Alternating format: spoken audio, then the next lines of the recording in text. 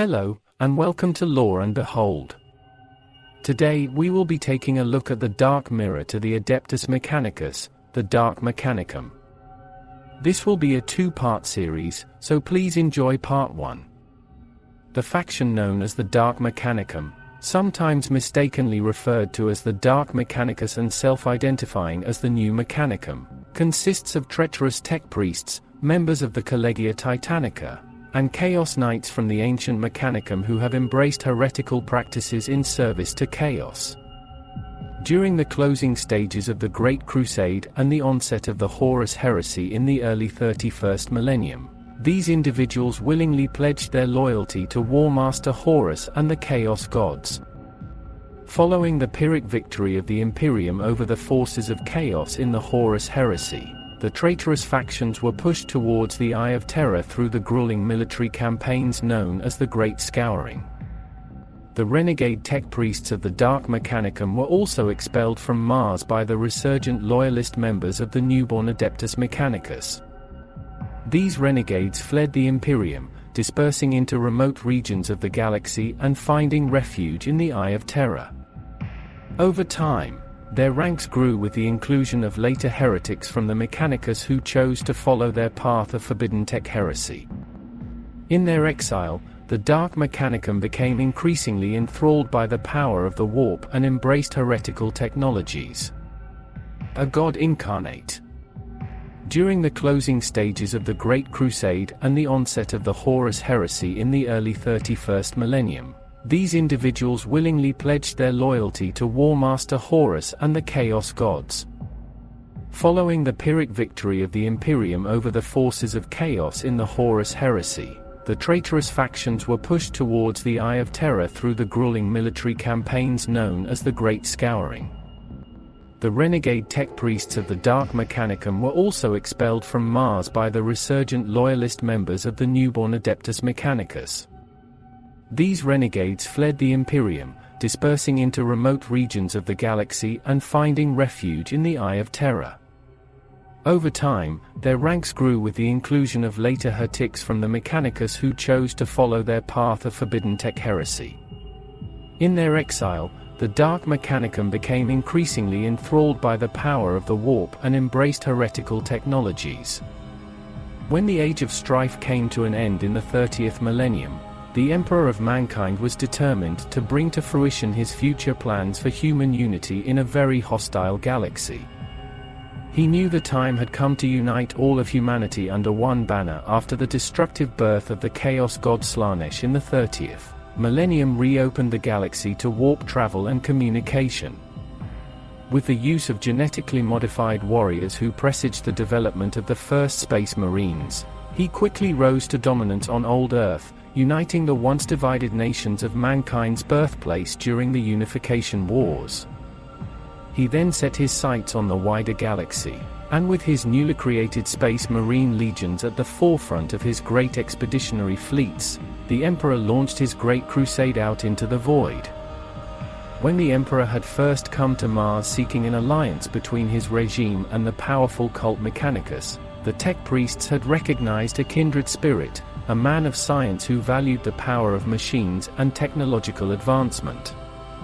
As word of the technological divinity of this strange golden warrior reached the wider populace of Mars after the Emperor's first arrival at the Red Planet atop the mountain of Olympus Mons, some tech priests even began to equate the Emperor with the physical embodiment within the universe of their own machine god, the Omnis Sire. The Emperor forged an alliance in 739-M30 with the ancient Mechanicum through the Treaty of Mars, an alliance of two empires that marked the true foundation of the Imperium of Man.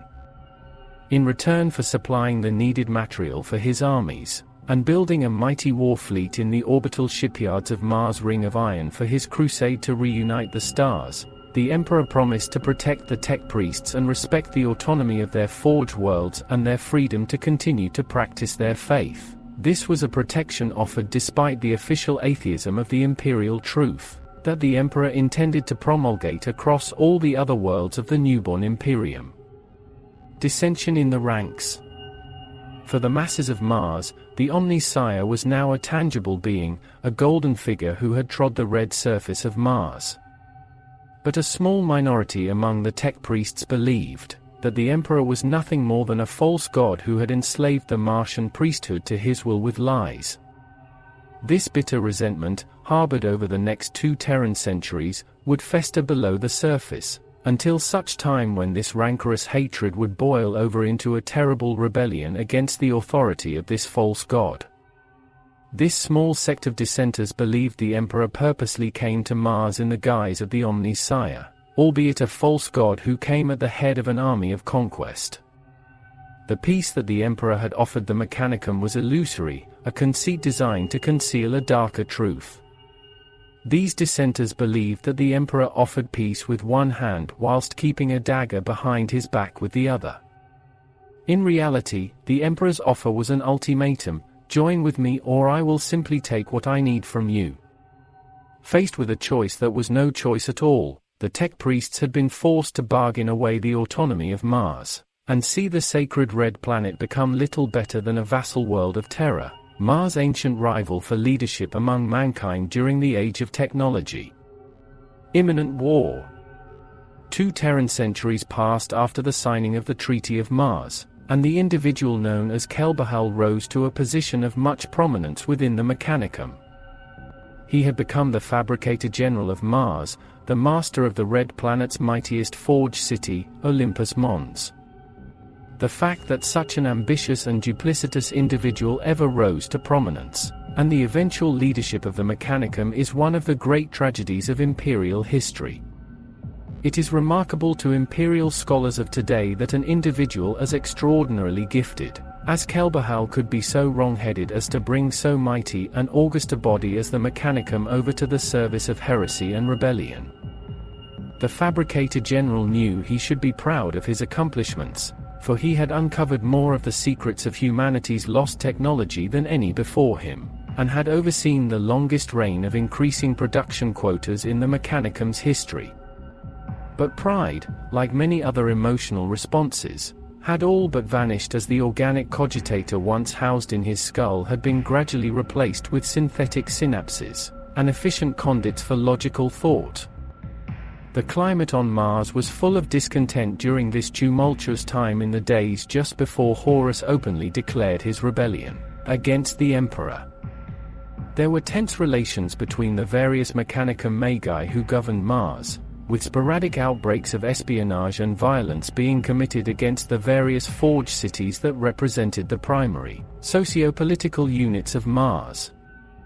There were even unconfirmed suspicions that the various Titan legions of the Collegia Titanica, the most potent military forces available to the Mechanicum, had already secretly chosen sides in case of a potential conflict.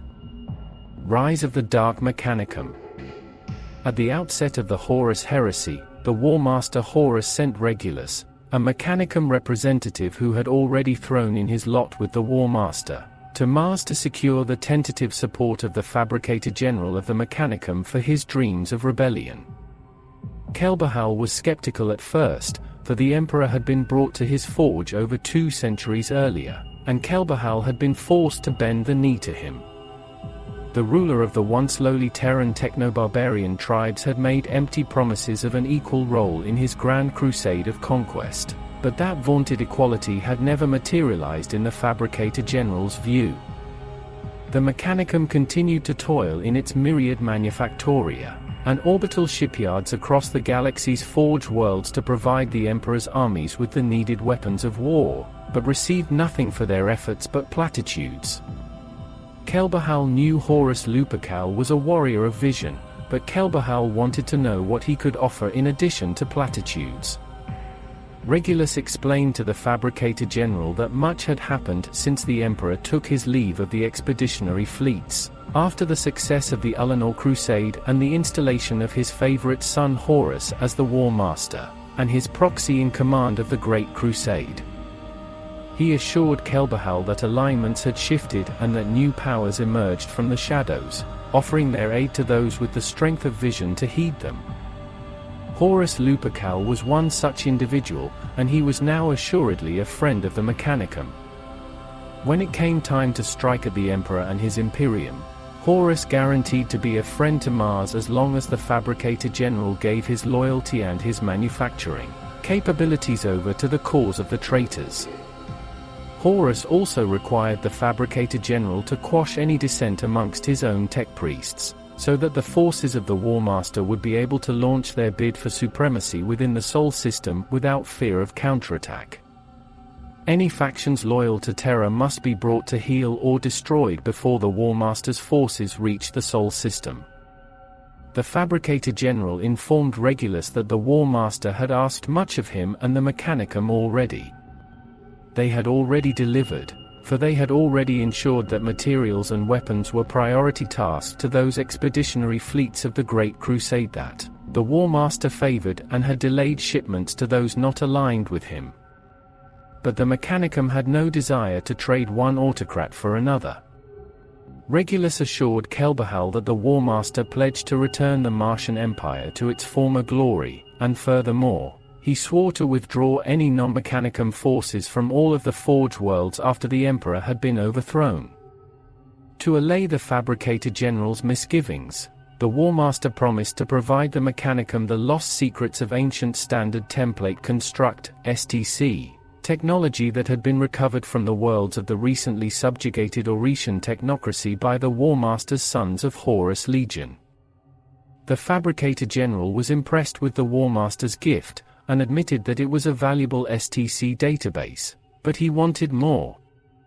Regulus had anticipated this demand, and told Kelbahal that the War Master promised to lift all restrictions on research into those technologies like abominable intelligence, AI, that the Emperor had declared forbidden. To cement the alliance between the Mechanicum and the War Master and display the traitors' seriousness about their cause, Horus had provided Regulus with the protocols required to unlock the infamous Vaults of Moravec. The Vaults of Moravec were a repository of forbidden knowledge that the Emperor had ordered sealed 2 centuries earlier after the signing of the Treaty of Mars, for the vaults contained innumerable artifacts of technology that had been fashioned or corrupted by the malign power of chaos, or were in themselves incredibly dangerous, such as warp-based weapons and ancient artificial general intelligences like the Men of Iron. Greedily, the Fabricator General struck the dark bargain, accepting Horus' proposal and willingly joined forces with the War Master, assisting the traitors with all of the technology of mankind at his disposal. Schism of Mars. Dark Mechanicum forces wage open warfare against the loyalist technomagi Coriel Zeth, the mistress of Magma City. When this repository was reopened, there was all manner of forbidden arcane knowledge and weaponry that had obviously been tainted by the corrupting influence of chaos stored within. Soon the corruption spread throughout the Forge cities and temples to the machine god across the Red Planet as scrap code, chaos-contaminated digital source code that was infected with an arcane computer virus, which infested the Logistax and Cogitator, computer, archives of the Mechanicum, causing literal chaos to emerge in any Cogitator system that was networked to one of its infected counterparts. The opening acts of treachery had already occurred, yet Fabricator General Kelbahal could not openly march to war against the Emperor without the appropriate pretense, providing the excuse to silence his detractors and eliminate his rivals. The Fabricator General and his allies amongst the renegade tech priests who would later be called the Dark Mechanicum by their loyalist foes used the disruption unleashed by the scrap code attack to bide their time and marshal the strength of their forces. Kelbahal and his allies also used the tactics of sabotage and assassination in an attempt to eliminate those who were unwilling to join their cause. But the opportunity to go openly to war eventually presented itself when the technomagi Coriel Zeth, the mistress of Magma City, declared that she did not believe the Omni-Sire actually existed. This open apostasy from the sacred doctrines of the cult Mechanicus was the excuse the forces of the Dark Mechanicum needed to finally wage open warfare against their enemies, declaring them to be heretics and apostates to the faith that had been sacred on Mars for millennia. Magma City would soon become a focal point in the struggle for those amongst the Mechanicum who remained loyal to the Emperor. Open warfare eventually erupted across the Red Planet as Martian forces, both civilian and military, fought one another in a deadly and escalating civil war known as the Schism of Mars, whose destructiveness mirrored that unfolding in the wider galaxy between loyalist and traitor forces. Acts of treachery. To help the War Master Horus achieve his goals, Kelbahal oversaw the construction of the mighty battleship Furious Abyss in the orbital shipyard of Thule, a former asteroid, which had been towed by the Mechanicum into orbit of the gas giant of Jupiter in the Sol system, far beyond prying eyes and questions. This formidable warship was unlike any other of its kind. It was so heavily armored that it could withstand even a concerted assault from a planetary laser defense battery. It was the greatest and largest vessel ever assembled by mankind, unique in every way and powerful beyond reckoning. Kelbahal had sanctioned the construction of such a vessel because it suited his great purpose, namely the burgeoning desire, or rather intrinsic programming, within the servants of the machine god to gradually become one with their slumbering deity. The Emperor had sought to place restrictions upon the Mechanicum's ability to explore every avenue of knowledge that might lead to a closer unity with the machine god. Horus had promised to remove all of those restrictions, and perhaps even open new vistas of knowledge for the Mechanicum to explore in the form of his allies amongst the entities of the warp. Faced with such a choice, the question of Kelbahal's allegiance and that of the Mechanicum factions loyal to him had required mere nanoseconds of computation. The Furious Abyss had been intended to become the new flagship of the traitorous Word-Bearers Legion. None could know of the vessel's existence until it was too late. Steps had been taken to ensure that remained the case. The massive battleship had been created with one deliberate mission in mind: the annihilation of an entire Space Marine Legion. The Word-Bearers' ultimate aim, as part of the War Master's larger plan of conquest, was to infiltrate the realm of Ultramar in the eastern fringes of the galaxy and attempt to destroy the Ultramarines Legion, and their homeworld of Makrag. In a final act of treachery, Kelbahal had the Jovian shipyards destroyed once the Furious Abyss was complete. For the workers at the yards, there was no time to flee to safety, and there were no survivors. Every tech priest, servitor, and menial present at the yards was burned to ash. None would discover the massive void ship that had been fabricated upon the asteroid's surface until it was much, much too late. A great deal of precious technology was lost during Thule's destruction, and so it proved to be a steep price for the traitor elements within the Mechanicum to pay for the absolute and certain secrecy required to bring to fruition the War Master's plan to destroy the Ultramarines. But in the end, the fabricator general's will had been carried out, and the Dark Mechanicum played its part in the tragedy that would ultimately unfold on a world called Calth. Horus Heresy. Aside from the human component in the traitors' ranks, the powers of the Mechanicum and their kin were also of great importance to the war. Within the ranks of the burgeoning Dark Mechanicum, as they became known, could be found powerful elements of the Martian priesthood, the Ordo Reductor and the Legio Cybernetica, along with many of the feared Myrmidon Destructor cults and a number of subcults which had operated for long years on the edge of tech heresy, all drawn together by Kelbahal of Mars. With them had come the support of more than half of the legios of the Adeptus Titanicus as well as dozens of allied knight houses, and for much of the heresy Mars itself was lost to the loyalists, while the output and military power of forged worlds such as Serum, Voss, Cyclothraith and Styges 8 had declared for the traitors, with others such as Anvilus, Incaladian and Riza were paralyzed by civil war. Much as with Serum and Cyclothraith, other renegade forged worlds distrustful of Mars that the War Master Horus had enticed into his cause with the lure of petty empire building and freedom of experimentation, Horus offered new treaties of alliance whose accords the varying ruling forged worlds Mechanicum synods would find more to their liking than the old. By this pact these forged worlds would serve the War Master's new Imperium just as it had the old, but where they had been used and bled dry callously in the past by a master who cared nothing for their power or prosperity, under Horus they would flourish and be rewarded. Gone would be the petty restrictions of the Emperor's technological edicts, blocks put in place to avert the specter of the terrors of old night, and gone would be the dead hand of machine cult dogma, if they so desired, so long as they offered up their weapons and war machines to the traitor's cause with abundance. The details would prove more torturous and elaborate to finalize, but in secret an agreement was reached, even while in false faith the lords of these renegade forge worlds continued to secretly deal with the regent of Terra Malkador, the Sigillites emissaries to the contrary. Many archmagi sought to play one side against the other, right to the bitter end. The Dark Mechanicum wholeheartedly supported Horus during the start of the Horus heresy, and they participated in the attacks against the loyalist Space Marine legions on Istvan V, where they used dark and forbidden knowledge to help destroy the loyalist Astartes. Later, the Dark Mechanicum, led by Kelbahal, unleashed the terrible civil war upon the Mechanicum known as the Schism of Mars in a bid to restore the autonomy of the Mechanicum from the Imperium of Man. This effort ultimately failed when Horus was slain at the end of the Horus heresy during the epic siege of Terra, and the loyalist elements of the Mechanicum succeeded in driving their chaos-corrupted brethren from the Red Planet.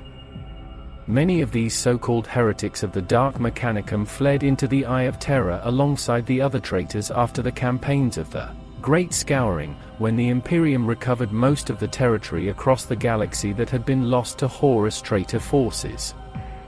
Post-heresy. At present, the tech priests and dark magi of what is now called the Dark Mechanicum, who are considered heretics amongst their counterparts in the cult Mechanicus, have pledged their souls to the worship of the dark gods of chaos. Within the Eye of Terror, they continue to service and maintain the war machines and war gear of the traitor legions, the traitor Titan legions and the other forces of chaos with equal fervor. They plumb the depths of secret and forbidden knowledge kept hidden by the ruinous powers. Still dedicated to the acquisition of all knowledge in the universe, much like their loyalist counterparts, the Dark Mechanicum believes their uncorrupted brothers and sisters in the Adeptus Mechanicus are fools, for they will never be able to fully comprehend the divinity that is true knowledge if they cut themselves off from the secrets offered by the dark gods. The tech adepts of the Dark Mechanicum see the Omnis Sire of the cult Mechanicus as being embodied in the power of chaos undivided, rather than the Emperor of mankind. As such, they pledge themselves to the destruction of the God Emperor, who they believe is a false prophet who has led the rest of their fellows astray. The members of the Adeptus Mechanicus are horrified by what they view as their chaos counterparts' tech heresy, and feel that the Dark Mechanicum's knowledge is a blasphemous affront to the machine god and his Omnis Sire, even as they are always curious to learn more about what their dark brethren are up to. Beyond the Imperium. The Adeptus Mechanicus hold their darkest hatred for those renegade forces of their own brethren that turned on them during the Horus heresy, traitors who live on to this day as the Dark Mechanicum. The forbidden histories of those terrible days show that the destruction wrought by the traitors on Mars and in a dozen other spheres of war was unparalleled, and has left a stain on the soul of the Omnis Sire's priesthood that has never been cleansed. In the aftermath of Horus' fall, many of the Dark Mechanicum who survived found sanctuary with the various traitor legions, and in dark corners of the Imperium where their terrible arts have prospered, and their undying hatred of the Imperium has festered down through the millennia. The forbidden psychosonic weapons of the Emperor's children, the gene atrocities of the hated Fabius Bile, the malign perversion of the technoviral technology used to create the terrible obliterators, all have been laid at the Dark Mechanicum's door. Hellish forge worlds bestrode by cyberdemonic overlords deep within the Eye of Terror ceaselessly churn out the weapons and munitions that arm the forces of chaos and fuel the dreaded Black Crusades. The renegades of the Dark Mechanicum were amongst the first group of those the Imperium branded as heretics, and they willingly fled to the Eye of Terror where they could live forever beyond the Imperium's control. But the Eye of Terror was not the only region of space where these heretics fled to escape the Imperium's wrath. Though the Imperium is vast, its authority stretching from rim to rim of the galaxy, in reality there are vast swaths of space that remain hidden from the Emperor's light. These regions have many names, including but by no means restricted to, the Outlands, Wilderness Space, and the Halo Stars. Within them, whole civilizations can rise, prosper, and fall, without once knowing of the wider Imperium that surrounds them. The Calixis sector is one such region of space, lying along the edges of the galaxy, an established bastion of Imperial control amongst the hazy borders.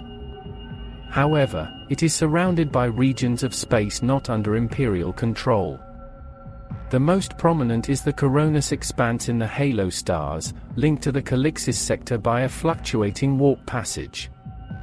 Beyond this passage, Imperial rule ends, and all manner of human and Xenos civilizations exist unknown and undiscovered. However, there are other outlands around the Calixis sector as well, including the Hazeroth Abyss, the fringes of the Drusus Marches, and the nomad space between the Calixis sector and the bordering Ixaniad sector. The renegades of the Dark Mechanicum tend to be as varied as the regions of space they occupy. Frequently, heretics take the form of extended clans that share their knowledge only through their blood relatives, maintaining a level of understanding about ancient technologies or local warp space conditions that astounds outsiders. The Adeptus Mechanicus is particularly sensitive to the existence of such heretics, of which those in the Meritech clans are a particularly egregious example, and press other Imperial authorities to mobilize and capture or kill them as a matter of priority. Individual renegades sometimes slip into Imperial space to pursue their trade, but they find it a dangerous place to live. If caught and identified, they are tortured and executed by the Inquisition with no hope of mercy. Hellforges. There are those servants of chaos who live beyond the normal ken of mortals within a realm not entirely of the material universe, and not entirely of the warp, a demon world where the laws of nature and reason have been completely usurped by the whims of the ruinous powers. Here diamonds roam freely, and are constantly nourished by the twisting winds of sorcery as mortals become their playthings with a value only as chaos champions or slaves. Demon worlds are a sanctuary for the worshippers of chaos with the means and courage to flee to them. The Inquisition never rests in its efforts to eliminate the devotees of the dark gods, but a demon world defies even their shadowy reach. A few demon worlds are dominated by the remnants of the Dark Mechanicum that once followed Horus. These Dark Mechanicum Hellforged worlds are wholly given over to demon machines and infernal industries, where mills grind flesh and suffering is the currency used to make the insane visions of their nightmarish masters real. Countless millions are enslaved to work in a world-spanning network of labyrinthine forges, churning out an endless supply of weapons and armaments for the traitor legion's long war against the Imperium. The masters of these Dark Mechanicum Hellforge worlds, most now half-demonic machines themselves, have long since left the shreds of their humanity behind and are beholden to none, be they mortal or chaos god. They sell or barter their unholy inventions and arms to the highest bidder, be they warlord, demagogue, chaos sorcerer, or demon prince without favor, and their coin of exchange is always the same: new raw materials, the flesh and souls of slaves for the Dark Forge world's unquenchable hunger. These fallen forge worlds are enclosed in a perpetual blanket of dark grey clouds. Below the clouds is the source, stack after stack of vertical pipes rising even to the lower cloud decks and billowing thick, toxic smoke into the acrid air. No sign of the actual surface can be seen, for all is covered with lead factories, which are burning, creating, and forging night and day, though there are few who can tell the two apart given the atmosphere. Robed figures wander without wasteful delay in their tasks, exposed cloth allowing glimpses of artful mechadendrites or metallic limbs. Closer examination reveals more of the real nature of these dark worlds. Unhidden, clear to even a casual glance, is the mark of the ruinous powers. Runes and glyphs of unholy meaning litter walls, declaring patronage to the dark gods. Even the heretics carry these marks upon their branded flesh, their allegiance to the machine god burned away from their synapses. The forges themselves burn with the terrible smells of burning blood and scorched flesh, fed by souls as well as promethium and low-grade alloys of steel. The blessed cog mechanicum is gone, instead there are leering metal skulls and a circlet of spiked teeth. But the worst thing is that there is no proper, logical structure to the world. Forged cities rise in random fashion, lurching towards the skies and deep into the planetary crust at the whims of their dark magi lords. Thank you again for tuning in to Part 1. While you wait for Part 2, let us know in the comment section who you believe are the true signs of Mars. Please like and subscribe, and see you next time.